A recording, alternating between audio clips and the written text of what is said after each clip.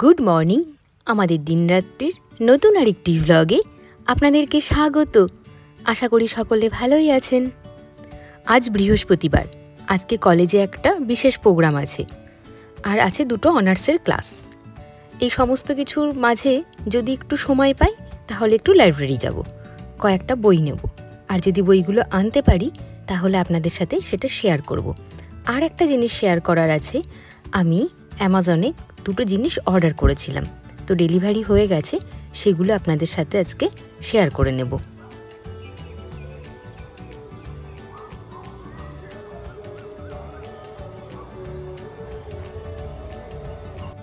সকালবেলায় ছাদের এই মনোমুগ্ধকর পরিবেশ জাস্ট মনটা ভালো করে দেয়।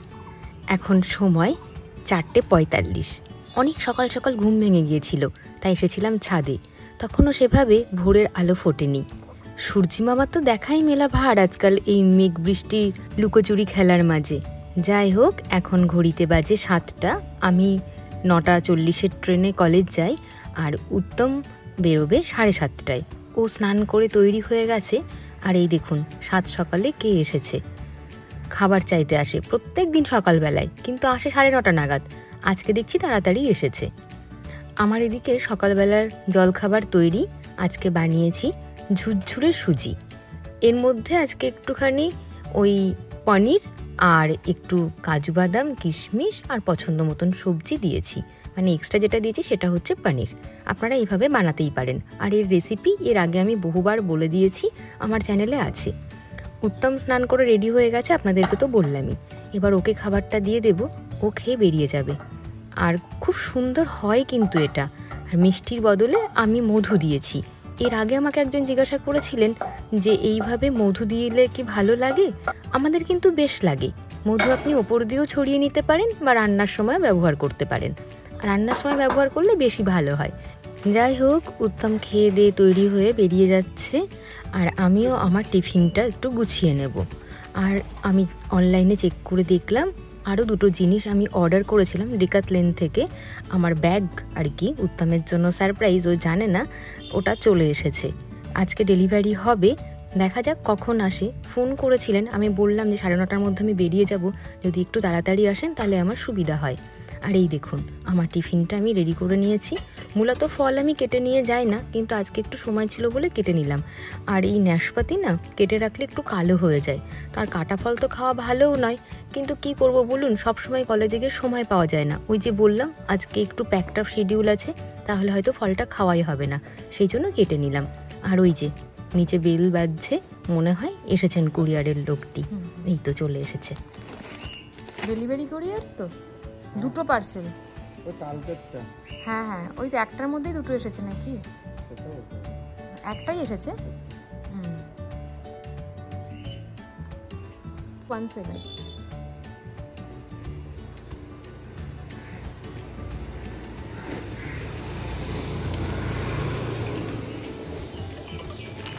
Thank you. শোনো শোনো শোনো শোনো, কাম কাম, ফুলটুসির সাথে বেশিক্ষণ সময় কাটানোর সময় আমার হাতে নেই। বেজে গেছে 9টা, আমার স্নান বাকি আছে, খাওয়া বাকি আছে, তৈরি হয়ে বেরোতেও হবে আমাকে। 9টা বাজতে 10 মিনিট বাকি আছে, এখনও 9টা বাজেনি পুরোপুরি। যাই হোক, চলুন ওপরে যাই। আর পার্সেলটি এখন আমি ওপেন করব না, পরেই কলেজ থেকে ফিরে সময় পেলে তখন করে নেব। এর আগের একটা ছোট্ট ব্যাকপ্যাক আমি নিই কলেজে, আপনারা দেখেছেন বহুবার আমার ব্লগে, ব্লু কালারের, ওটাও ডিকাথলনের কেচুয়ার ব্যাগ, খুব সুন্দর। আর ওইটুকু দেখলে হবে কি, ওর মধ্যে প্রচুর জায়গা, আর এত ভালো, মানে টেকসই ভীষণ আর কি যাকে বলে। আমি স্নান করে রেডি হয়ে গেছি, টিফিনও নিয়ে নিয়েছি, আর একটু বেঁচে গেছে, অতটা টিফিন নিয়ে গেলে নষ্ট হবে, তো ওই জন্য খাবার আমি একটু খেয়েই যাচ্ছি। তবে হাতে খুব একটা সময় নেই, তাই 2 চামচ মতন খেয়ে নিলাম, একটু টেস্ট করা যাকে বলে আর কি। আর যেতে যেতে ট্রেনে বসে খেয়ে নেব, অনেকটা সময় পাবো তো ট্রেনে, অসুবিধে হবে না। তৈরি হয়ে গেছি, চলুন এবার বেরিয়ে যাই। আজকে আপনাদের সাথে কয়েকটি কথা আমার শেয়ার করার আছে। অনেকেই বলেন যে যে সমস্ত শিক্ষকরা সামাজিক মাধ্যমে অনেক বেশি অ্যাক্টিভ, তারা শিক্ষক হিসেবে কতখানি সার্থক বা তাদের যোগ্যতা কতখানি, তা নিয়ে কিছুটা প্রশ্ন থেকেই যায়। অনেকে আবার আরও ভীষণ তীব্রভাবে আক্রমণও করেন। আমিও এর ব্যতিক্রম হইনি, মানে আমিও এই আক্রমণের বাইরে নই। আমাকে বহুবার আক্রমণ করা হয়েছে, বিভিন্ন শর্ট ভিডিওগুলো দেখে বিভিন্ন রকম মন্তব্য করা হয়েছে। আমি ভাবিনি এই টপিকটা নিয়ে আমি কখনো বলবো, কিন্তু সেদিন সামনাসামনি এমন কিছু বিষয়ের সম্মুখীন হলাম, তো মনে হলো এই একটি আমার মাধ্যম আছে যেখানে আমি আমার ভয়েস দিতে পারি, আমি পরিষ্কার করে উচ্চ স্বরে স্পষ্টভাবে আমার কথাগুলো বলতে পারি। প্রথম কথা হলো টিচার, আর দ্বিতীয় কথা হলো সামাজিক মাধ্যম। একজন আদর্শ শিক্ষক, আমরা ছোটবেলা থেকে যে শিক্ষকদেরকে, মানে শিক্ষক বলতেই যেরকম একটা প্রতিভা আমাদের সামনে ভেসে ওঠে, তিনি একজন আদর্শ ব্যক্তিত্বের অধিকারী হন। কিন্তু বর্তমানে সেই ধরনের শিক্ষকদেরকে আর আমরা দেখতে পাই না। বর্তমানের যারা শিক্ষক রয়েছেন তারা অনেক বেশি আধুনিক মনস্ক। তারা সামাজিক মাধ্যমে ভিডিও বানায়, ভ্লগ করে, শর্ট ভিডিও বানায়, রিলস বানায়। আসলে কি বলুন তো, দিনকাল পরিবর্তন হয়েছে, হাতের মুঠোয় এখন আমাদের বিশ্ব। আগের দিনে এই সামাজিক মাধ্যম বা এই নেট বা এই গুগল, ফেসবুক, ইনস্টাগ্রাম, হোয়াটসঅ্যাপ এই সমস্ত কিছু এত পপুলার ছিল না, অনেক আগে তো ছিলই না। তো আমরা যখন কোনো ব্যক্তি বা কোনো শিক্ষক বা কোনো আদর্শ ব্যক্তিকে দেখতাম, তার একটা সাইড দেখতাম মাত্র, সম্পূর্ণ সেই মানুষটাকে কিন্তু আমরা দেখতে পেতাম না। ব্যক্তিগত জীবনে তিনি কেমন ছিলেন আমরা কিন্তু তার পরিচয় পাইনি। যদি রবীন্দ্রনাথের কথাই ধরি, আজ 22শে শ্রাবণ, একজন সাহিত্যের ছাত্রী এবং শিক্ষিকা হিসেবে 22শে শ্রাবণ আমার কাছে এক অত্যন্ত স্মরণীয় দিন। গুরুদেবকে স্মরণ করেই যদি বলি, কবিগুরুকে, তার কাব্যজগৎ, তার লেখার জগৎ, লেখক হিসেবে রবীন্দ্রনাথ, কবি হিসেবে রবীন্দ্রনাথ, আর ব্যক্তি রবীন্দ্রনাথ, অনেক পার্থক্য।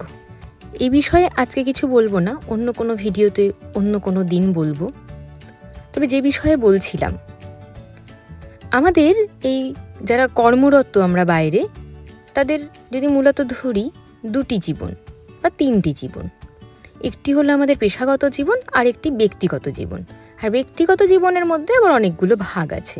নিজের পরিবারের সাথে একটা জীবন যেটা অনেক বেশি আটপৌড়ে, বন্ধু বান্ধবদের সাথে একটা জীবন যেটা অনেক বেশি খোলামেলা, আর বাকি আত্মীয় পরিজন তাদের সাথে একটি জীবন যেটা খানিকটা পরিশীলিত, আর পেশাগত জীবন অনেক বেশি পরিশীলিত।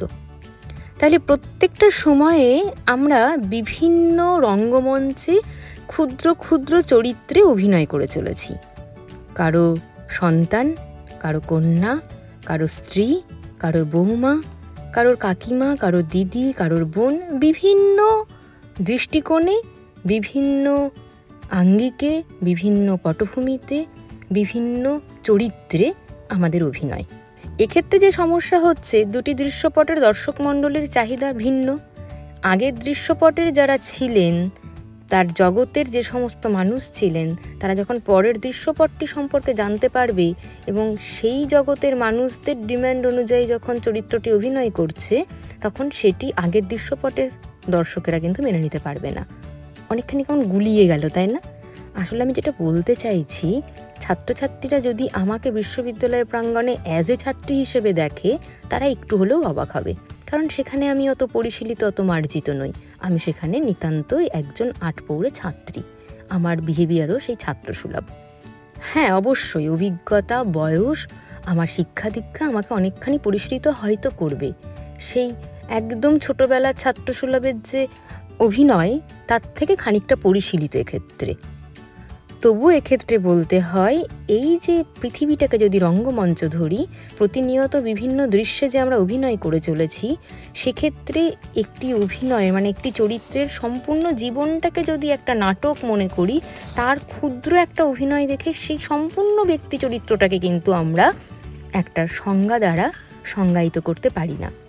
তাকে একটা স্টেটমেন্ট দিয়ে আমরা তার সার্টিফিকেট দিয়ে দিতে পারি না যে এই মানুষটি শিক্ষক হিসেবে আদর্শ নয়, এই মানুষটি ব্যক্তি হিসেবে ভালো নয়, এই মানুষটি ছাত্র হিসেবে ভালো নয়। আসলে এত কথা বলছি একটাই উদ্দেশ্য, যে কারো সম্পর্কে যখন আমরা কোনো স্টেটমেন্ট দেব বা যখন তাকে একটা বিশেষণ দ্বারা বিশেষিত করব, অবশ্যই সেই ব্যক্তি মানুষটাকে 100% জানার চেষ্টা করব।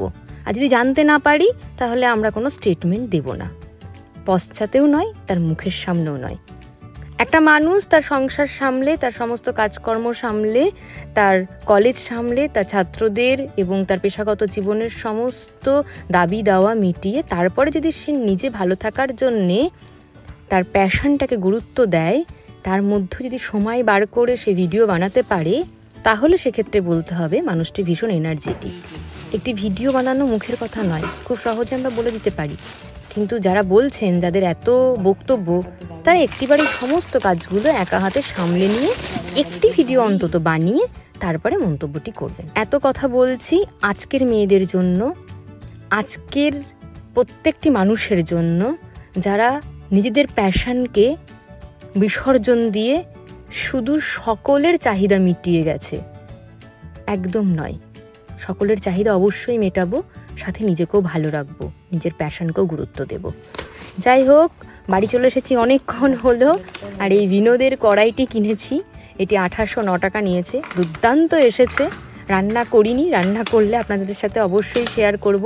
আর দুটি পিলার এখানে আমি নিয়েছি, এই দুটিও ভীষণ ভালো এসেছে কোয়ালিটি হিসাবে, আমি তো হাত দিয়ে বুঝতে পারছি। আর কড়াইটি বেশ ভারী, আর এত সুন্দর, সাইজটিও একদম ঠিকঠাক। আমি 26 সাইজ নিয়েছি বিনোদের, আর এই পিলারটি নিয়েছে 250 টাকা মতন মনে হয়, আমার ঠিক মনে নেই।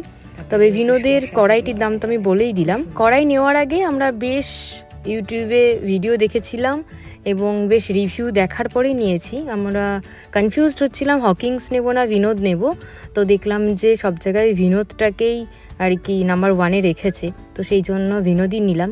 দেখা যাক, ব্যবহার করে আপনাদেরকে আরও ভালো রিভিউ দিতে পারবো। উত্তম চলে এসেছে অনেকক্ষণ হলো, এখন বাজে 10টা, আর আমি তো 7টার মধ্যে খেয়ে নিই, আমার খাওয়া অনেক আগে হয়ে গেছে। কলেজ থেকে ফেরার পথে মা এক বাটি আমাকে খুশি দিয়েছিল, তো কি আছে এই বাটিতে আপনাদেরকে আমি বলছি। প্রত্যেকটি জিনিস আমার ভীষণ প্রিয়। মানকচু বাটা, এটা কচুর ডাঁটা, এটা বাদাম দিয়ে মোচা ঘন্ট, আর এটা থোর বড়ি দিয়ে ঘন্ট। উত্তমের থালা রেডি, আর দুপুরবেলায় ও ভাত খেয়েছে, একটু ভাত খেতে নাহ করছিল। আমি বললাম অল্প একটু খেয়ে নাও, আর গরম ভাত বানিয়েছি, গরম ভাত এই জিনিসগুলো খেতে তো খুব ভালো লাগে। চলুন ওকে খাবারটা দিয়ে দিই, ও খেতে থাকুক। আর আজকের ব্লগটি যদি আপনাদের ভালো লেগে থাকে তাহলে প্লিজ প্লিজ প্লিজ একটা লাইক করে দেবেন, আর যারা এখনও আমার চ্যানেলটি সাবস্ক্রাইব করেননি তারা প্লিজ সাবস্ক্রাইব করে দেবেন। আজ আসি, দেখা হচ্ছে পরের আরেকটি নতুন ব্লগে। শুভরাত্রি, সকলে ভালো থাকবেন, আনন্দে থাকবেন, সুস্থ থাকবেন।